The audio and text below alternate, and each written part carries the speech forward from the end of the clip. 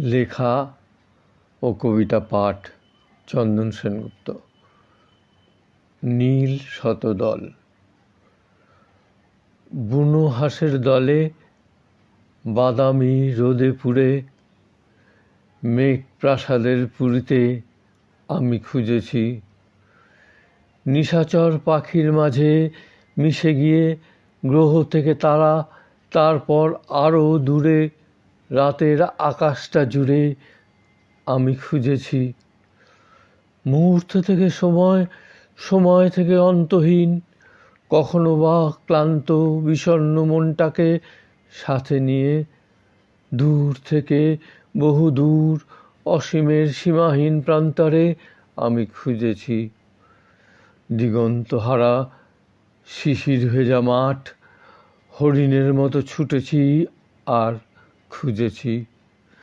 লোকালয়হীন মরুপ্রান্তরে মরীচিকা দেখে তৃষ্ণা বুকে ব্যথা নিয়ে আমি খুঁজেছি। সুন্দর অসুন্দরের ভিড়ে স্নিগ্ধ শীতল প্রাচুর্য কিংবা দারিদ্র্যের চরম সীমাহীন সীমানায় আমি খুঁজেছি। কখনো আগ্নেয়গিরির বুক ফাটা যন্ত্রণা নিয়ে ধ্বংসের বিভীষিকা হয়ে আমি খুঁজেছি। সদ্য মাহারা ক্রন্দনহীন অবধ শিশুর চাহনিতে ব্যাকুলতা আমি খুঁজেছি। সেদিন সর্বশান্ত হওয়া আমার রূপ, সর্বশেষ স্নেহ থেকে উপেক্ষিত আমি খুঁজেছি। মৃত্যুপুরীর মুখোমুখি দ্বার প্রান্তে দাঁড়িয়ে প্রহর গোনা আমি প্রস্তুত। তবু কেউ আমায় দেয়নি সময় এতটুকু বুঝবে বলে।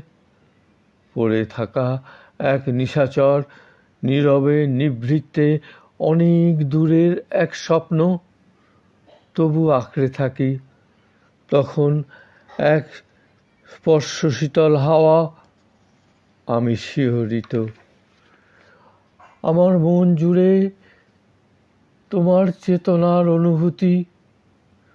বিস্মিত আমি দেখলাম আমার নীল শতদল, আমার গোপন ব্যথার বেথি, যাকে খুঁজেছি এতকাল।